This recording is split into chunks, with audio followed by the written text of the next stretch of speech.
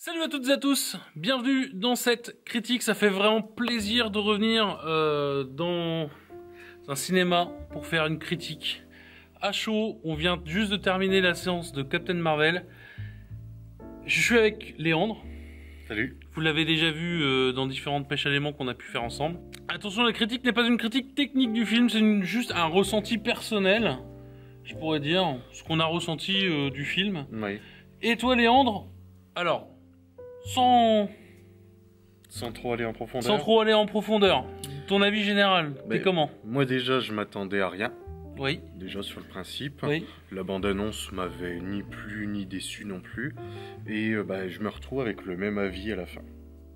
Exactement. C'est-à-dire que si tu l'avais pas vu, ça t'aurait pas... Je voulais le voir pour avoir la suite. Ouais. Parce qu'il y a bientôt le Avengers qui sort. Mais je trouvais que le film était un petit peu fait à la va-vite, quoi, à la limite. Manque un petit peu de profondeur, le film, je trouve. Manque de profondeur. Personnage Rocher. Alors moi, personnellement, je suis un peu plus incisif. J'ai trouvé le film bien, parce qu'il y a plein de bonnes intentions. Mais par contre, honnêtement, le film, il est... Je vais pas dire il est zéro, parce qu'il faut pas tout jeter. Mais par contre, il y a vraiment des choses qui sont totalement... nul en fait pour le niveau de qualité que nous a donné Marvel Studios, avec la totalité des réalisateurs qui sont passés, avec l'univers, la façon dont il s'étend, à chaque fois que l'univers s'étend, en plus on perd nous à chaque fois de notre imagination. Oui. Là on voit quand même beaucoup de choses par rapport à l'Empire Kree, voilà. Il y a beaucoup de choses qui viennent combler tout ce qu'on pouvait s'imaginer avant. Voilà, c'est ça. Et surtout, pour moi, j'ai un goût de film fait vraiment à la va-vite. Ouais. Pour ça, j'ai un exemple simple. C'est la scène avec le jukebox. Voilà, je suis obligé de le dire. Il y a une scène de combat qui va se passer, en fait. Et en fait, dans cette scène de combat, on va lancer une musique. Voilà, une musique qui est très représentative des années 90, parce que le film se situe en 1995, environ. Oui. Et on va avoir, du coup, une musique de cette époque pour l'ambiance, ce qui est totalement normal. Mais la musique se déclenche 3 secondes avant que Captain Marvel mette une énorme patate à un type, qui se retrouve projeté sur un jukebox, et du coup, on n'est pas dans le truc. Si vous voulez, ce qui aurait été plus sympathique de faire, c'était qu'elle mette la patate, que le gars tombe dans le jukebox et que le jukebox se lance et c'est I'm Just a Girl de Cindy, comment elle s'appelle? Gwen Stefani. Merci beaucoup. Putain, regardez, on a un public, voilà, tout le monde, voilà, c'est pour ça. Merci, du coup, oui, c'était Gwen Stefani, c'est vrai. Merci beaucoup. Et du coup, voilà, j'ai trouvé ça dommage. Puis c'est plein de petits détails comme ça tout au long du film. Hein. C'est comme tu as dit, c'est fait la va-vite. Et un autre sentiment aussi, ça a été de faire un film féministe, comme ils ont fait un film presque antiraciste avec Wakanda avec Black Panther. Voilà. Je pense qu'ils ont été tellement salués par la critique. Moi, personnellement, j'avais pas trop apprécié Black Panther à l'époque parce que je l'avais dit, je m'en cachais pas. Je trouvais que c'était très réducteur au niveau de la culture, qu'elle soit noire américaine et africaine. J'ai trouvé que c'était quand même très réducteur, ça survole très vite, enfin voilà, et puis du coup j'avais aussi l'impression que c'était fait dans un bureau sur des calques. Ils essayaient juste de créer un nouveau personnage. De créer un truc, et voilà, j'avais trouvé dommage qu'il soit pas... bon, voilà. Là c'est pareil, je m'attendais vraiment à un film aussi plus travaillé dans des détails, et en fait non, on t'a fait un film un peu féministe, avec des trucs, mais alors bateau fait à la truelle, pour te faire un pseudo personnage fort. Oui, puis on ressent même pas en plus la force qu'elle a au final. Parce qu'on a en l'impression tant que personnage, le seul moment qui est héroïque, c'est le moment... Il y a un moment où on va la voir sous différents... qu'on pourrait dire différents aspects de sa vie. Il y a que ce moment-là où elle a ce geste symbolique de se relever, et qui fait que ça en fait un personnage fort. C'est vrai. En vrai, tout le long... c'est un peu, c'est le féminisme conçu comme on le faisait dans l'an 2000. C'est-à-dire que les femmes, maintenant faut en parler, à un moment qu'elles ont le droit de vote. Non mais c'est vrai, je veux dire, moi j'ai été un petit peu déçu là-dessus. C'est pas très subtil. Non, mais puis il y a ça, puis il y a le fait que il y a beaucoup de touches humoristiques aussi et tout. Puis... Ouais, ça c'est une autre déception pour moi aussi. le personnage de Nick Fury. C'est bien pour un tout public, mais le souci c'est qu'au final, c'est pas très crédible dans l'histoire au final. Non, et puis il y a un autre truc qui moi me dérange un petit peu, c'est vraiment le rôle de Nick Fury, puisque Nick Fury, on l'a toujours vu dans un autre personnage, un rôle fort, un meneur d'hommes, sérieux, et puis là on a un sidekick rigolo, dégueulasse, comme dans les buddy movies des années 80-90, début 90, et du coup, alors ça colle peut-être à l'ambiance des films de l'époque, mais là... Mais c'est vrai qu'il y a une cassure par rapport au personnage qu'on avait avant. Ouais, voilà, c'est ça. C'est une cassure, mais qui est vraiment impressionnante. Moi, qui m'a choqué, en fait, vraiment. Mais pour moi, tous les personnages sont un peu faits de cette façon-là. Il y a plein de petites touches humoristiques partout. On a l'impression que tous les personnages sont cassés au final. Il y a un peu... comment il s'appelle son sous-fifre. Coulson, lui qui est un peu plus carré. Mais qui correspond plus à ce que Coulson est dans la Fury, lui à côté, dans l'avenir. Et beaucoup plus foufou, quoi. Ouais.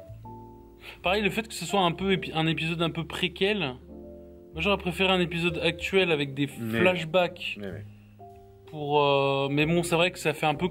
j'ai un peu la même sensation que Captain America 1. Et du coup, j'ai presque l'envie... Comme pour Captain America 2, qui était pour moi vraiment extraordinaire, j'ai vraiment envie d'un Captain Marvel 2, peut-être plus pensé, plus travaillé, et puis moins rushé. Là, c'est juste pour présenter le personnage, mais on voit que le personnage a un gros potentiel, quoi. Donc tu sais que s'il y a un 2 ou un 3, ou quand on va le voir apparaître dans d'autres films, forcément, le film sera plus fort. Malgré les faibles connaissances que j'ai sur le personnage, on sait que c'est un personnage qui est totalement déterminant, par exemple pour Endgame qui arrive dans un mois et demi. Régisseur, c'est quoi la date de Endgame? Très bien, c'est dans un mois, merci beaucoup. Les techniciens le sont 25 pas très avril. Merci beaucoup. Donc voilà, le 25 avril, donc Endgame, et puis donc personnage qui arrive comme ça, bon pas comme un cheveu sur la soupe, mais... si, un petit peu quand même. Ouais. Mais alors, ce qui est assez drôle, c'est que moi, j'ai pas ressenti le côté OP, donc overpower du perso, pas autant que Doctor Strange. Doctor Strange, j'étais... Oui, mais qui était même d'ailleurs décevant dans le dernier Avengers, où on a l'impression qu'il fait plus grand-chose. Ouais, alors... mais après, il nourrit beaucoup de théories. Oui, après, voilà, c'est ça. Après, c'est les théories qu'il y a derrière. Mais là, c'est vrai qu'elle... elle lâche un peu toute la purée à un moment, mais on sait qu'il y en a encore plein, sous les baskets, quoi. Il va forcément y avoir un moment. Elle a pas de. Le problème, c'est que c'est compliqué de montrer. Parce que on rappelle ce qu'est un héros. Un héros, c'est pas. Un héros ne s'éveille pas héros. C'est le chemin qu'il parcourt, la difficulté du chemin, qui le rend héroïque. Un héros ne se définit pas en héros, et c'est ça que j'ai un petit peu de mal avec les films en un seul épisode pour un héros. C'est bien de présenter le personnage, de voir qu'il le temps qu'il se construise, on peut, par exemple, pour citer une autre œuvre que vous avez sûrement vue, la saison 1 de Daredevil sur Netflix, donc qui est plus du cinéma, là, qui est plus forcément relié au MCU, mais voilà, il lui faut une saison pour vous le voir à la fin en costume. Ça prend son temps, ça déroule et tout. Là, on a 2 heures pour présenter un personnage qui est extrêmement OP, sa personnalité, ses origines, les enjeux qu'elle a personnellement, elle, maintenant, parce qu'il faut lui trouver aussi une quête à accomplir, que j'ai trouvé un petit peu... qui est valable, mais c'est un peu... Ouais, mais pas en tant que... Je sais pas... C'était la quête qu'ils lui ont donnée comme ça, mais qui avait pas tellement d'importance. C'est surtout peut-être plus pour justifier son absence sur Terre, pour Endgame. C'est ça. Mais tout est fait pour combler, de toute façon. Ouais, c'est ça. J'ai l'impression que c'est un film rustine, en fait, c'est ça. C'est un film qui comble. C'est un petit film rustine, et ça passe bien, mais moi, par exemple... Ah ouais, ça passe super bien, après, c'est pas un film que je regarde. Oui, alors attendez, c'est pareil. Parce que là, ça fait quelques minutes maintenant ça fait une dizaine de minutes maintenant qu'on dit du mal, mais en vrai, qu'on dit du mal, qu'on donne nos avis négatifs, mais il faut savoir qu'on en donne autant parce qu'on n'est pas forcément parce qu'on est déçu, mais parce qu'on aime de manière générale le MCU et la totalité des films. Du coup, quand on a du moins bien comme là, qu'on peut... Tu donnes une note vite fait, tu donnes combien là? Sur quoi? Sur 10 Pas plus de 7. Voilà, il n'y a pas plus de 7. Ouais. 7, il y a des films qui rêveraient d'avoir 7. Tu te souviens, c'est... Voilà. Après... Non, mais moi je parle sur 10 par rapport à l'univers Marvel. Oui, ouais, par rapport à l'univers Marvel. Voilà, c'est plutôt une note moi, comme ça. Moi, je serais plus sur du 6, mais un gros 6, quoi. Un gros 6 en début de 7, parce que voilà, le film met quand même d'accord sur le fait que le personnage est complètement OP. Non, mais il va avoir forcément tu vas avoir un rôle forcément déterminant. Mais voilà, mais c'est ça le truc. Que le personnage est un personnage fort aussi, même au sein des Avengers. Parce que on en apprend tellement dessus, sur l'impact qu'elle a laissé en très peu de temps sur Terre pour l'avenir. L'histoire, sans insister sur l'histoire, mais je trouvais qu'il y avait beaucoup de choses qu'on pouvait deviner au final. Ah ouais, ouais, clairement. Mais même qu'on a deviné. C'est un type d'histoire qui est déjà connu. Déjà aussi pour les acteurs. Le choix des acteurs. Bon, vous savez, voilà, vous verrez au casting, il y a Jude Law. Mais Jude Law, il y a une fois sur 2 dans les films, il a des rôles de salope. Ouais. Donc déjà, c'est... Enfin, tu le vois arriver, voilà, sans être spoil ou machin, tu te dis, il est à l'affiche, tu te dis déjà comment ça va tourner avec ce personnage-là. Soit il est gentil, soit il est méchant. Voilà, c'est ça. Il a le cul entre deux chaises. Voilà, c'est ça. Et déjà, toi, en tant qu'amateur de cinéma, t'es là en train de te dire... C'est déjà l'acteur qui a déjà un gros... c'est comme quand tu vois... comment il s'appelle Jon Snow. Jon Snow. Comment il s'appelle l'acteur qui fait Jon Snow. Oh, j'en sais rien. Je peux pas te dire, je sais pas. Sean Bean. Ah, c'est Sean Bean, voilà. Merci. Ah oui, Sean Bean, il joue dans Le Seigneur des Anneaux. Ah oui, et il joue dans Game of Thrones. Oui, voilà. Ah mais alors. Oui, mais il y en a plein qui jouent dans 2 films. Ouais, voilà. Bon, bref. Après, hop, clap. Après cet interlude. Oui. Non mais ouais, voilà, il y a des acteurs qui ont une tête et qui collent souvent à un rôle. Et là, j'ai envie de dire, heureusement ou malheureusement, je sais pas, ça dépend comment tu prends le film. Et puis il y a même celui qui fait le docteur Krennic là dans le dernier Star Wars là, dans un des derniers. Oui. Pareil, lui, il a toujours des rôles un petit peu particuliers. Ouais. Tu sais que dans ce film-là, il aura aussi un rôle particulier. Bien sûr. Ils ont des têtes à ça de toute façon. Ouais, clairement, ouais. Donc, c'est ça peut-être un peu qui moi m'a un peu gâché le film et qui fait qu'on voit le scénario on voit le scénario qui va se dérouler, alors qu'on devrait voir le scénario se dérouler. On a un léger temps d'avance qui fait que on n'est pas surpris. C'est un peu plat. On a un peu l'habitude des réalisations comme ça, avec les musiques, l'ambiance et tout. Là, c'est pareil. On te met des musiques qui ont... Pareil, la bande-annonce, elle est très... Pour quelqu'un qui n'a pas trop l'habitude de regarder des films et tout ça... Ah ouais, c'est génial. Il va être super émerveillé par tous les effets spéciaux, le scénario et tout ça, mais pour quelqu'un qui a l'habitude de ce type de film, ça sera pas un film banal, mais c'est un film comme il y en a tant d'autres, quoi. Ouais, mais en tout cas, c'est clair que c'est pas par ce bout-là qu'on a envie d'attaquer. Moi, j'imagine être plus jeune et de découvrir le MCU maintenant. C'est pas par ce bout-là que j'ai envie de découvrir le... C'est pas l'envie que j'ai envie de montrer aux gens, en fait, comme héros. On a plus envie de montrer Iron Man ou un personnage qui a du charisme ou un personnage plus fort. Quoi. Tu parles d'Iron Man, mais mais c'est pareil. Moi, même si j'ai trouvé que... Ouais. Non, après, je parle surtout du charisme qu'il a. Je parle de personnage qu'il est. C'est ça, ouais. Tu parles d'Iron Man, mais sinon, sans parler des personnages, après, l'action, je trouve qu'il y en a quand il faut. T'as une petite touche d'action un peu partout. Alors, moi, il y a un truc que j'ai bien aimé aussi, c'est le fait qu'ils aient pas remis obligatoirement pour dire « Vous avez vu, ça se passe sur Terre dans le passé, vous avez vu ?» Donc, il y a plein de clins d'œil partout à plein de trucs, non? J'ai trouvé ça cool qu'il y ait des références à la pop culture avec des objets... par exemple. Ouais, voilà. L'affiche de Schwarzy, le blockbuster, la Game Boy. Il y a des items comme ça qu'on revoit et qu'on se dit « Ouais, ok, on est en 95 ».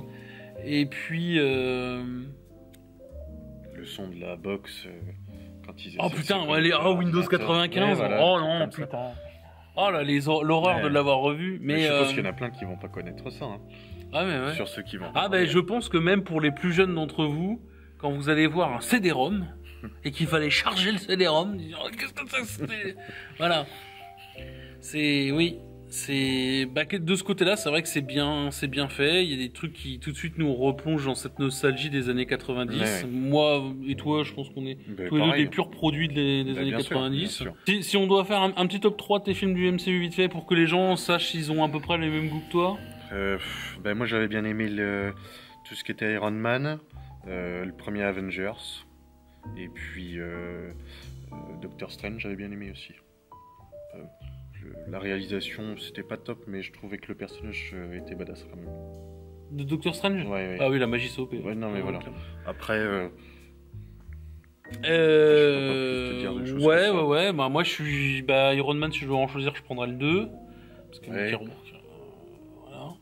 Non, mais j'aime bien. Voilà, j'ai beaucoup aimé l'arrivée de War Machine. Je trouve que c'est un personnage sous-exploité qui est aussi très important.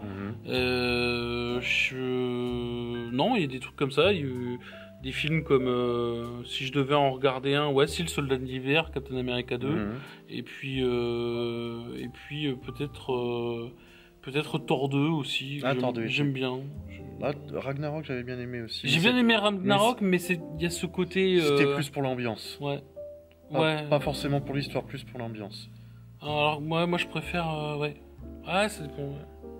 Ouais, c'est pas mal. Puis il y en a tellement. Bon, il y en a tellement maintenant. Il y en a quoi ? Il y en a peut-être une. Mais voilà, ça vous permet d'avoir un petit peu une idée des films qu'on apprécie le plus dans le MCU et du coup ça peut peut-être vous donner une idée un peu de si vous avez les mêmes goûts que nous finalement ou pas. Si par exemple vous nous dites non, moi c'est plutôt moi par exemple Black Panther ça n'a pas été possible.